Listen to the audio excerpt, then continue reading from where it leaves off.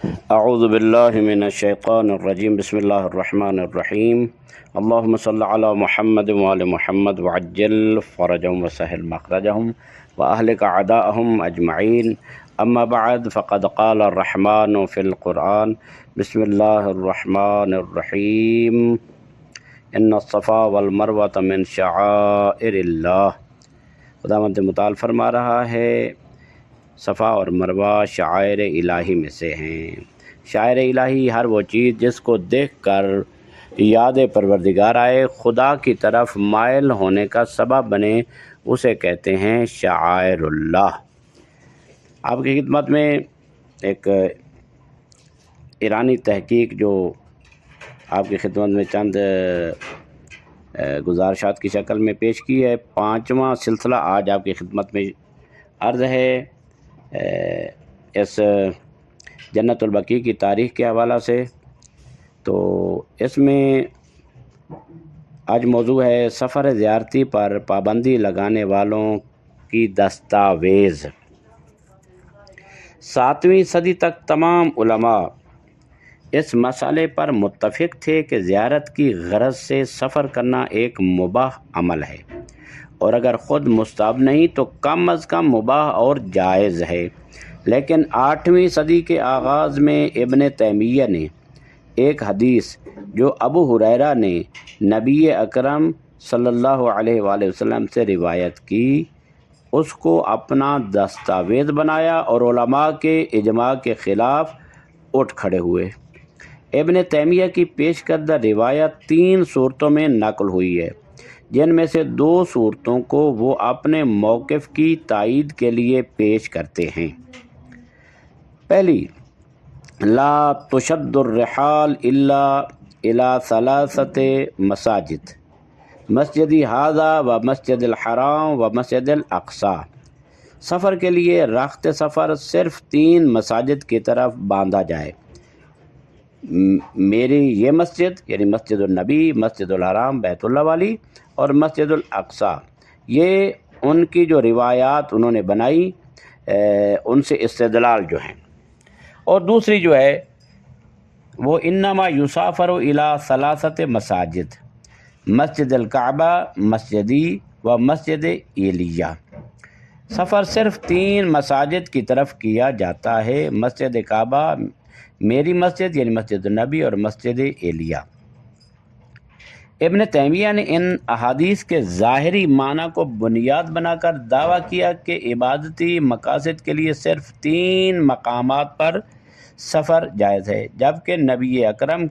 صلی اللہ علیہ وآلہ وسلم کی قبر کی زیارت جو ایک عبادتی اور مستحب عمل ہے، ان 3 میں شامل نہیں۔ یہ استدلال ایک چھوٹے سے غور سے ہی مکمل طور پر ٹوٹ جاتا ہے، ختم ہو جاتا ہے۔ یہ استدلال بوگس ہے، کیونکہ پہلی حدیث میں مستثنی منہ جس سے استثناء کی گئی ہے صراحتاً ذکر نہیں ہوا، بلکہ عربی قواعد کے مطابق یہ استثناء مفرغ ہے، لہذا ہمیں اس میں ایک لفظ کو تقدیراً شامل کرنا ہوگا۔ اس سلسلے میں 2 احتمال ہیں، یعنی ایک چیز کو اس میں مقدر ماننا پڑے گا تو 2 احتمال ہو سکتے ہیں۔ مستثنی منہ مسجد ہے، دوسرا احتمال ہے مستثنی منہ مکان ہے، کوئی جگہ ہے۔ پہلا احتمال کے مطابق حدیث کا مطلب یہ ہوگا لا تشد الرحال الی مسجد من المساجد الا الی 3۔ اس صورت میں حدیث کا محور نماز کے لیے مسجدوں کی طرف سفر ہے، یعنی نماز پڑھنے کے لیے صرف 3 مساجد کی طرف سفر جائز ہے، لیکن زیارت رسول جو مسجد نہیں بلکہ قبر ہے اس حکم کے دائرے سے خارج ہوگی، لہذا اس پر پابندی لاگو نہیں ہوتی۔ دوسرا احتمال، اس کے مطابق حدیث کا مطلب ہوگا لا تشد الرحال الی مکان من الاماکن، اس کو مقدر اور معذوف ماننا پڑے گا۔ لا تشد الرحال الا الی 3 نہیں، لا تشد الرحال الی مکان من الاماکن الا الی 3، لیکن یہ معنی منطقی طور پر غلط ہے، کیونکہ اسلام میں جہاد تجارت، علم اور دیگر حلال مقاصد کے لیے سفر کی اجازت ہے۔ لہذا پہلا احتمال ہی درست ہے، اور حدیث کا تعلق صرف مساجد سے ہے، نہ کہ دیگر مقامات سے۔ اچھا، دوسری چیز، حدیث پر شکوک و شبہات بھی ہیں۔ اس کے علاوہ خود حدیث کی صحت پر بھی شک موجود ہے۔ رسول اللہ صلی اللہ علیہ وآلہ وسلم ہفتے میں ایک بار مسجد قباء، مدینہ سے 12 کلومیٹر دور تک پیدل یا سوار ہو کر نماز پڑھنے جاتے تھے۔ اگر حدیث درست ہوتی تو یہ عمل اس کے خلاف ہوتا، اور معاذ اللہ کبھی نبی خلاف ورزی نہیں کرتے حکم خداوندی کی۔ لہذا یہ دلیل جو ہے وہ ان کا جو استدلال یہ غلط ثابت ہوا کہ مساجد میں سے فقط 3 مساجد ہیں اور باقی مساجد کی طرف سفر نہیں ہو سکتا، جبکہ پیغمبر اکرم نے سفر کیے۔ قرآنی دلیل بھی موجود ہے۔ قرآن مجید میں بنی اسرائیل کا ذکر ہے کہ وہ صندوق تابوت کو، جس میں موسیٰ اور ہارون کے آثار تھے، مقدس سمجھتے اور جنگوں میں ساتھ رکھتے۔ اللہ تبارک و تعالیٰ ارشاد فرماتا ہے وَقَالَ لَهُمْ نَبِيُّهُمْ إِنَّ آیَةَ مُلْکِهِ أَن يَأْتِيَكُمُ التَّابُوتُ فِيهِ سَکِینَةٌ مِّن رَبِّکُم، سورہ بقرہ 248 نمبر آیت ہے۔ اگر آثار قدیمہ کی تعظیم ناجائز ہوتی تو قرآن اسے مثبت انداز میں کیوں بیان کرتا؟ تو اس کا نتیجہ یہ ہوا کہ زیارت قبور، خاص طور پر نبی کی قبر، اسلام کی عظیم تاریخی اور روحانی وراثت کو زندہ رکھنے کا عظیم ذریعہ ہے۔ اسے ترک کرنا مستقبل میں اسلام کی اصل تعلیمات کو افسانہ بنا سکتا ہے، لہذا اس سنت کو زندہ رکھنا ضروری ہے۔ ایک اور بات، روایت تسویہ قبور، یعنی ان دلائل میں سے جنہیں فرقہ وہابیت بار بار قبے اور بارگاہ کے موضوع پر پیش کرتا ہے، اور انہی ائمہ علیہ السلام کے گنبد اور زری کو منہدم کرنے کے لیے دلیل قرار دیتا ہے۔ ان میں سے ایک ضعیف روایت ہے جو ابو الحیاج اسدی سے منقول ہے۔ وہ کہتا ہے قال لی علی بن ابی طالب علیہ السلام انی لابعثک علی ما بعثنی علیہ رسول اللہ صلی اللہ علیہ وآلہ وسلم اللہ تدع مثالا تمثالا الا تمستہ ولا قبرا مشرفا الا سویتہ۔ علی ابن ابی طالب علیہ السلام نے مجھ سے فرمایا، وہ راوی کہتے ہیں ابو الحیاج اسدی، وہ کہتا ہے کہ علی ابن ابی طالب نے مجھ سے فرمایا میں تمہیں اس کام پر روانہ کر رہا ہوں جس پر رسول اللہ صلی اللہ علیہ وسلم نے مجھے مامور فرمایا اور مجھے حکم فرمایا، اور وہ یہ کہ تم کوئی مجسمہ نہ چھوڑو مگر یہ کہ اسے مٹا دو، اور کوئی اونچی قبر نہ چھوڑو مگر یہ کہ اسے برابر کر دو۔ وہابی اس حدیث کو لے کر تسویہ کو ہدم کرنا اور تخریب کے معنی میں لیتے ہیں، اور اسی بنیاد پر قبور متبرکہ کو منہدم کرتے ہیں اور شیعہ کو شرک اور بدعت کا مرتکب قرار دیتے ہیں، جبکہ خود ابن تیمیہ کی بڑی قبر اور پکی قبر بنی ہوئی ہے اور ابھری ہوئی قبر بنی ہوئی ہے۔ لیکن یہ ہے کہ شیعہ کو کہتے ہیں کہ شیعہ مشرک ہیں اور بدعت گزار ہیں، حالانکہ یہ حدیث نہ صرف سند کے لحاظ سے مخدوش ہے اور اس میں اشکال ہیں، بلکہ اس کا متن اور اس سے استدلال بھی ناقص ہے۔ حدیث کی سند کی تفصیل کو مفصل کتب میں دیکھا جا سکتا ہے کہ وہاں اس کی سند کیا ہے، سند اس کی ضعیف ہے، اور یہاں صرف متن اور دلالت کی نارسا اور دلالت نہ ہونے کو مختصر طور پر آپ کی خدمت میں عرض کرتے ہیں۔ پہلی بات، تسویہ نہ تو لغت میں اور نہ ہی عرف عام میں ہدم و تخریب کے معنی میں استعمال ہوتی ہے تسویہ، بلکہ اس کا لغوی عرفی معنی تعدیل، یعنی کسی چیز کو درمیانی حالت میں لانا اور افراط و تفریط سے بچانا ہے، جیسے کہ قرآن مجید کی ان آیات میں ہے فَإِذَا سَوَّيْتُهُ وَنَفَخْتُ فِيهِ مِن رُوحِي فَقَعُوا لَهُ ساجدین، اور اسی طرح وَرَفَعَ سَمْكَهَا فَسَوَّاهَا الَّذِي خَلَقَ فَسَوَّاهَا الَّذِي خَلَقَكَ فَسَوَّاكَ فَعَدَلَكَ۔ یہ تمام آیات اس بات پر دلالت کرتی ہیں کہ تسویہ کا مطلب مکمل اور معتدل صورت دینا ہے، نہ کہ ہدم و تخریب، یہ اس کا معنی نہیں ہے۔ اگر حدیث میں مقصد قبر کے آثار کو مٹا دینا اور اسے زمین کے برابر کر دینا ہوتا تو الفاظ اس طرح ہونے چاہیے تھے، یہ لا تدا قبرا مشرفا الا محوتہ و وطعتہ یا وطعتہ جعلتہ لاتعا سویتہ بالارض، اس طرح کے ہوتے، یعنی ہر قبر بلند قبر کو مٹا دو، روند دو، زمین کے برابر کر دو، جبکہ حدیث میں کوئی ایسی تعبیر نہیں آئی اور نہ ہی کوئی قرینہ اس بات پر موجود ہے کہ یہاں تسویہ تخریب کے معنی میں ہے، خراب کرنے کے معنی میں نہیں ہے، بلکہ اس کو سیٹ کرنے، اس کو برابر کرنے، یعنی معتدل کرنے کے معنی میں ہے۔ دوسری بات، قبر کے آثار مٹانا اور اسے زمین کے برابر کرنا شریعت اسلامیہ میں مستحب بھی نہیں ہے، بلکہ فقہائے اسلام کا اس بات پر اجماع ہے کہ قبر کو سطح زمین سے کچھ بلند رکھنا مستحب ہے، اور بعض فتاوی اور روایات کے مطابق یہ بلندی 4 انگلیوں تک ہونی چاہیے، 4 انگشت تک بلندی ہونی چاہیے۔ لہذا تسویہ کا مطلب مناسب ترین اور اقرب معنی، سب سے زیادہ قریب معنی تسطیح یعنی قبر کو ہموار اور مسطح کرنا ہے، جو تسنیم یعنی پشت مچھلی کی شکل میں قبر بنانے کے خلاف ہے، جو کہ ایام جاہلیت کی رسم ہے۔ تسنیم نہیں بلکہ تسطیح، مسطح۔ شاید اس حدیث میں لفظ مشرفاً بھی اس کیفیت کی طرف اشارہ ہے، اور چونکہ یہ شکل شرعاً مکروہ ہے، لہذا اس حدیث میں اس کے مسطح کرنے کا حکم آیا ہے۔ تیسری بات، اہل تاریخ کے مطابق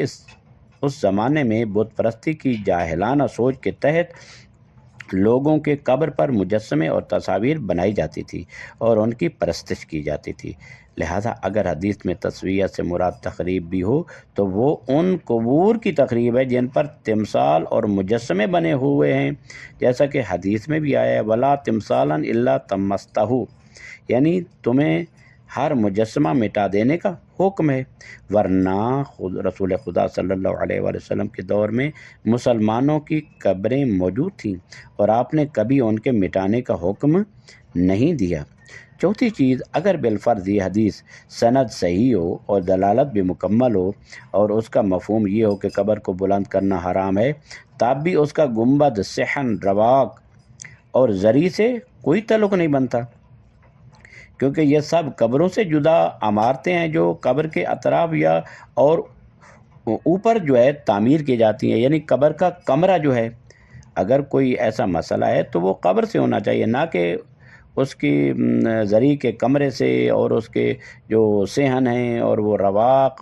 ان میں سے تو کوئی نہیں کہ جس کو گرانا جو ہے ان کے لیے جائز ہو۔ پانچویں چیز